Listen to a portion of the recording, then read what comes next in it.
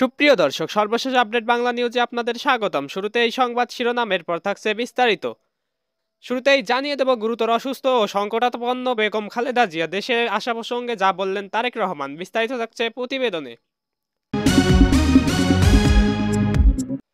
আরও জানিয়ে দেব, তারেক রহমানের দেশে ফেরা নিয়ে সরকারের আপত্তি নেই, জানিয়েছেন প্রেস সচিব। বিস্তারিত থাকছে প্রতিবেদনে।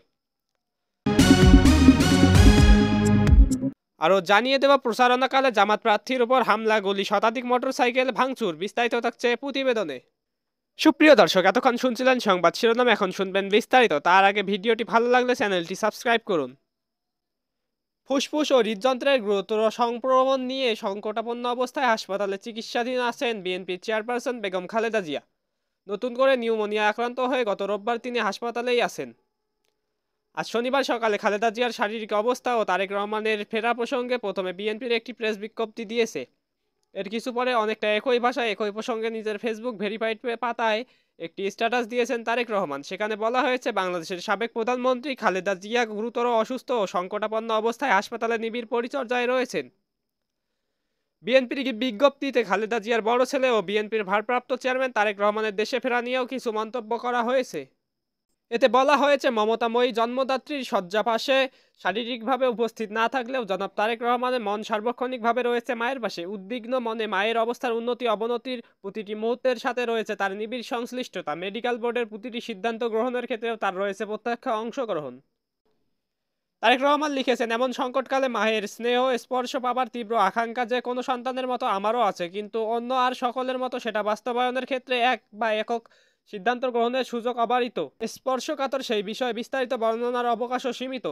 তারেক রহমান আরও লিখেছেন, রাজনৈতিক বাস্তবতার সেই পরিস্থিতি প্রত্যাশিত পর্যায়ে উপনীত হওয়া মাত্রই স্বদেশে প্রত্যাবর্তনে আমার সুদীর্ঘ উদ্বিগ্ন প্রতীক্ষার অবসান ঘটবে বলেই আমার পরিবার আশাবাদী। এর আগে রোববার হাসপাতালে নেওয়ার পর একই সঙ্গে হৃদযন্ত্র ও ফুসফুসে ইনফেকশন ও সংক্রমণের কথা জানিয়েছেন খালেদা জিয়ার ব্যক্তিগত চিকিৎসক ও বিএনপি স্থায়ী কমিটির সদস্য এজেডএম জাহিদ হোসেন। বিএনপি থেকে শুক্রবার গভীর রাতেই জানানো হয়েছে যে খালেদা জিয়াকে হাসপাতালের সিসিইউতে রেখে দেশি বিদেশি চিকিৎসকদের তত্ত্বাবধানে রেখে চিকিৎসা দেওয়া হচ্ছে। কিন্তু শুক্রবার দলের মহাসচিব মির্জা ফখরুল ইসলাম আলমগীর মিসেস জিয়ার অবস্থা সংকটাপন্ন জানানোর পর থেকেই দলের নেতাকর্মীদের মধ্যে উৎকণ্ঠা তৈরি হয়েছে। তাদের অনেকেই গভীর রাত পর্যন্ত হাসপাতালের সামনে দেখা গেছে। জুমার নামাজ শেষে খালেদা জিয়ার সুস্থতা কামনা করে আয়োজিত দোয়া মাহফিলে অংশ নেওয়ার পর মিস্টার আলমগীর সাংবাদিকদের বলেছেন, গত দুদিন ধরে তিনি আবার অসুস্থ হয়ে হাসপাতালে। গতকাল রাতে চিকিৎসকরা বলেছেন তার অবস্থা সংকটময়। মূলত এরপর থেকে সাবেক প্রধানমন্ত্রীর স্বাস্থ্য পরিস্থিতি নিয়ে দলের সর্বস্তরে উদ্বেগ ছড়িয়ে পড়ে। সামাজিক মাধ্যমেও তার সবশেষ অবস্থা নিয়ে নানা গুঞ্জন দেখা যায়। তবে দলের পক্ষ থেকে তার প্রেস উইংয়ের বিবৃতিতে বলা হয়েছে, সাবেক প্রধানমন্ত্রী বিএনপি চেয়ারপারসন দেশনেত্রী বেগম খালেদা জিয়া দেশবাসীর মাধ্যমে আল্লাহর দরবারে দোয়া চেয়েছেন যেন তিনি দ্রুত আরোগ্য লাভ করেন। মেডিকেল বোর্ডের তত্ত্বাবধানে সিসিইউতে দেশি বিদেশি চিকিৎসকদের তত্ত্বাবধানে চিকিৎসা হচ্ছে। খালেদা জিয়ার সব শেষ পরিস্থিতি জানতে ও তাকে দেখতে শুক্রবার বিকেল থেকে গভীর রাত পর্যন্ত মিস্টার আলমগীর সহ বিএনপির সিনিয়র নেতারা হাসপাতালে আসা যাওয়া করতে দেখা গেছে। খালেদা জিয়ার বর্তমান শারীরিক অবস্থা নিয়ে গভীর উদ্বেগ প্রকাশ করেছে অন্তর্বর্তী সরকারের প্রধান উপদেষ্টা অধ্যাপক মোহাম্মদ ইউনূস। তিনি খালেদা জিয়ার জন্য দেশবাসীর কাছে দোয়া চেয়েছেন। সরকারের পক্ষ থেকে হাসপাতালে গিয়ে বিএনপি চেয়ারপারসনের খোঁজ নিয়েছেন আইন উপদেষ্টা আসিফ নজরুল। এদিকে বিএনপির ভারপ্রাপ্ত চেয়ারম্যান তারেক রহমানের দেশে ফেরার বিষয়ে সরকারের তরফ থেকে কোনো বিধি নিষেধ অথবা কোনো ধরনের আপত্তি নেই বলে জানিয়েছেন প্রধান উপদেষ্টার প্রেস সচিব শফিকুল আলম। শনিবার বিকেলে নিজের ভেরিফাইড ফেসবুক অ্যাকাউন্টে এ বিষয়ে একটি পোস্ট করেন প্রেস সচিব। সেখানে তিনি উল্লেখ করেন, তার কাছে কেউ একজন জানতে চেয়েছেন তারেক রহমানের দেশে প্রত্যার্পণে সরকারের পক্ষ থেকে বাধা হয়ে রয়েছে কিনা। এর জবাবে তিনি বলেছেন, না, এ ধরনের বিধিনিষেধ নেই।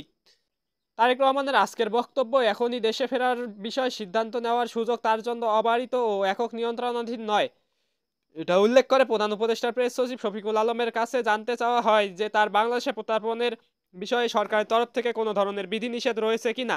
প্রেস সচিব জানান, এ ব্যাপারে সরকারের তরফ থেকে কোনো বিধিনিষেধ অথবা কোনো ধরনের আপত্তি নেই। তিনি আরও উল্লেখ করেন, বেগম খালেদা জিয়ার শারীরিক অবস্থা নিয়ে প্রধান উপদেষ্টা প্রফেসর মোহাম্মদ ইউনূসের ইতিমধ্যে গভীর উদ্বেগ প্রকাশ করেছেন এবং তার জন্য দেশবাসীর কাছে দোয়া চেয়েছেন। প্রসঙ্গত আজ সকালে নিজের ভেরিফাইড ফেসবুক পেজে দেওয়া এক পোস্টে তারেক রহমান লেখেন, সংকটকালে মায়ের স্নেহ স্পর্শ পাওয়ার তীব্র আকাঙ্ক্ষা যে কোনো সন্তানের মতো আমারও রয়েছে, কিন্তু অন্য আর সবার মতো এটা বাস্তবায়নের ক্ষেত্রে আমার একক সিদ্ধান্ত গ্রহণের সুযোগ অবারিত ও একক নিয়ন্ত্রণাধীন